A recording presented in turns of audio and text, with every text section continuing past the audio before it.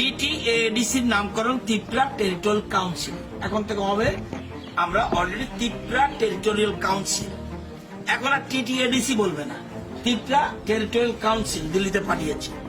কারণ ত্রিপুরা শব্দটা অত্যন্ত গুরুত্বপূর্ণ, কিন্তু এটাকে কখনো কখনো কোন সরকার, কংগ্রেস, সিপিএম যারা আছে বা রিজনাল পার্টি সামান্য কিছু চেষ্টা করেছিল টিউজিয়া, সামান্য সমাচরণ ত্রিপুরা দ্বারা তখন ছিল কিছুটা, নতুবা কেউ চিন্তাও করেনি, একমাত্র বিজেপি সেটা করেছে। এবং রাজ্য মন্ত্রিসভা সিদ্ধান্ত গ্রহণ করেছি এবং কেন্দ্রীয় সরকারে পাঠিয়েছি যে এখন যে সংবিধান সংশোধন হবে সেখানে কিন্তু এডিসির নাম থাকবে যে ত্রিপুরা টেরিটোরিয়াল কাউন্সিল।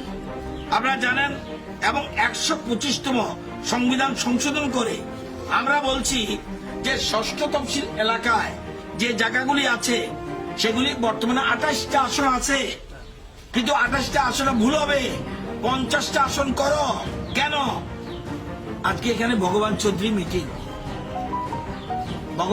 মিটিং লেবুঙ্গা ব্লকে। সিটটা কি? সিমনা বিধানসভার 4টা গাঁও সভা, 3টা আছে, মোহনপুরের 8টা গাঁও সভা, বামটিয়ার 2টা গাঁও সভা, মান্দায় 4টা গাঁও সভা। যে জনপ্রতিনিধি হবে পুরো সময় তার, আমরা বলছি না, নতুন করে এডিসি আসন ঠিক করো, 50টা করো, কেন্দ্রীয় সরকারে পাঠিয়েছি। এবং ট্রাইবেলদের তো একটু আগে রঞ্জিত বলছিল, বিপ্লব দেব মনে হয় উনি বাঙালি না, এমন একটা ভাব, অর্থাৎ মনে হয় ট্রাইবেল জানে এটা ট্রাইবেল বাঙালির বস্ত্র না, আসলে বাঙালি থেকে ট্রাইবেলরা পিছিয়ে আছে। সেই জন্য যতক্ষণ পর্যন্ত ট্রাইবেলদের না উঠাতে পারবো ততক্ষণ পর্যন্ত সবকা সাথ সবকা বিকাশ হবে না, এই জন্য প্ল্যান করেছে।